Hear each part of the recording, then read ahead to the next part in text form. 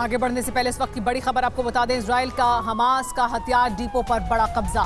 समंदर के किनारे मिला है हथियार डिपो। इजराइल ने हथियार डिपो को खत्म कर दिया है। हथियार डिपो पर मिसाइल का जखीरा बरामद किया गया था, जिसे इजराइल ने खत्म कर दिया।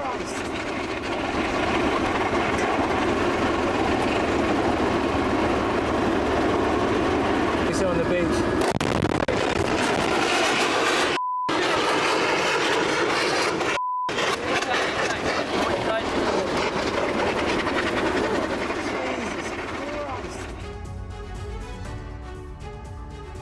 9 नवंबर की रात इजराइल ने गाजा के अस्पतालों के पास भीषण एयर स्ट्राइक की। आईडीएफ ने एक ही रात में 7 अस्पतालों को टारगेट किया। महज 5 घंटे में इजराइल ने 100 से ज्यादा बम गिराए। ये धमाके अस्पताल परिसर और आसपास की इमारतों पर किए गए, जिससे हर तरफ चीख पुकार मच गई। अस्पतालों के अंदर और बाहर शेल्टर में मौजूद लोग जान बचाकर भागते नजर आए। सवाल यह है कि इजराइल गाजा के अस्पतालों को क्यों टारगेट कर रहा है? आखिर इसके पीछे इजराइल की रणनीति क्या है? देखिए हमारी इस रिपोर्ट में।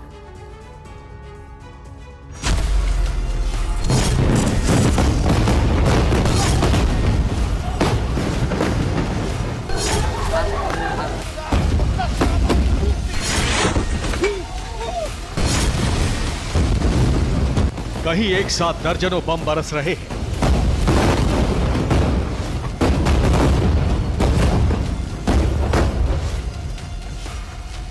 कहीं बैक टू बैक धमाके पूरे इलाके को दहला रहे हैं।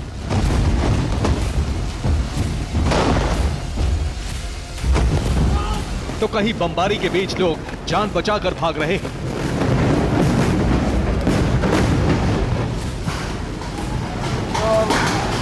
आधी रात गाजा के शहर इजराइल के हमलों से एक बार फिर दहल उठे।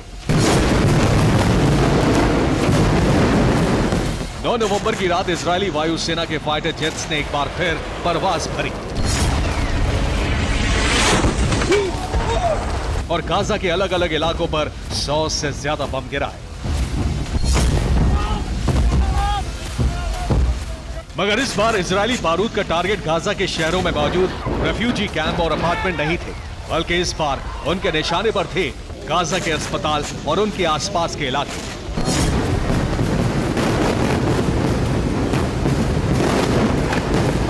आधी रात इजराइल की वायुसेना ने गाजा के छोटे बड़े अस्पतालों के परिसर और उनके आसपास के इलाके पर बारूद बरसाया, सीरियल बॉम्बिंग की।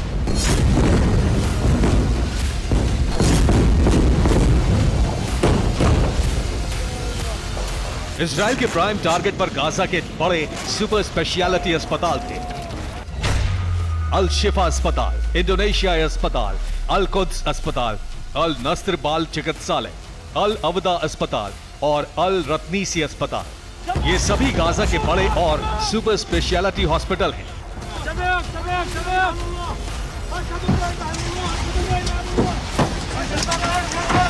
इजराइल गाजा के अस्पतालों को क्यों टारगेट कर रहा है? इसके पीछे इजराइल का क्या मकसद है?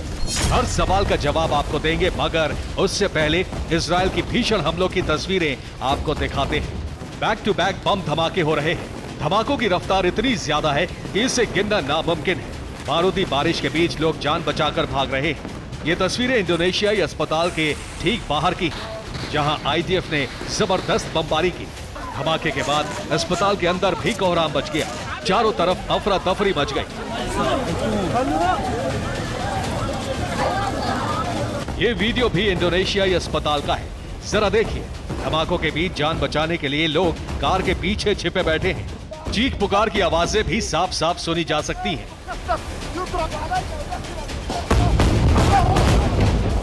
अस्पताल की पार्किंग में एम्बुलेंस खड़ी है और एक के बाद एक धमाके हो रहे हैं। ये तस्वीरें अल अवदा अस्पताल की हैं, जहां इजराइल ने 1 दर्जन से ज्यादा बम गिराए। हमलों में अस्पताल की कई एम्बुलेंस तबाह हो गई।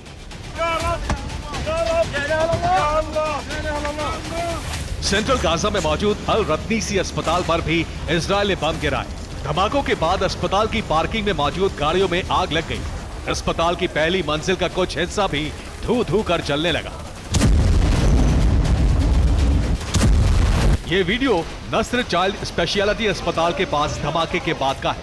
जरा देखिए, खिड़कियां टूटी हुई हैं, सारा सामान बिखरा है, हर तरफ राख मौजूद है। बीती रात इजराइल ने गाजा के अस्पतालों पर अब तक की सबसे बड़ी स्ट्राइक की, जिससे ईरान एक बार फिर आग बबूला हो गया है। ईरान ने इजराइल को गंभीर अंजाम भुगतने की चेतावनी दी है। ईरान के विदेश मंत्री ने इजराइल को धमकी देते हुए कहा, इजराइल ने कई अस्पतालों को निशाना बनाया है, अस्पतालों के आसपास हवाई हमले किए हैं। ये हमले युद्ध को बढ़ावा देने वाले हैं। आने वाले वक्त में इसका अंजाम बेहद भयानक हो सकता है। ईरान का संदेश साफ है, अगर अस्पतालों पर इजराइल के हमले नहीं रुके तो ये युद्ध और ज्यादा भीषण होगा।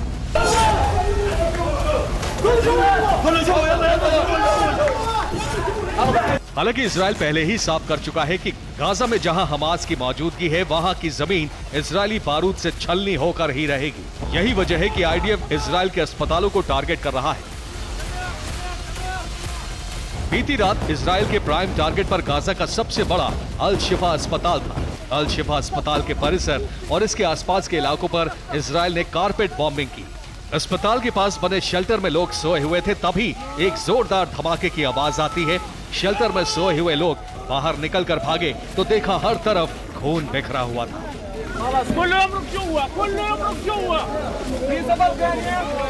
ये तस्वीरें भी अल शिफा अस्पताल की हैं, जहां धमाके के बाद मैटरनिटी वार्ड में अफरा तफरी मच गई। लोग जान बचाने के लिए अस्पताल के बाहर भागते दिखे।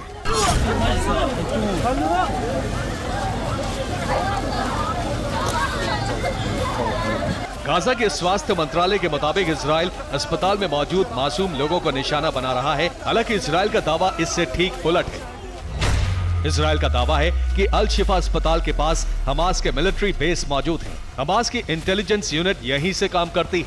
7 अक्टूबर के हमले की प्लानिंग यहीं से की गई थी। यहाँ हमास के लड़ाकों का ट्रेनिंग सेंटर भी है।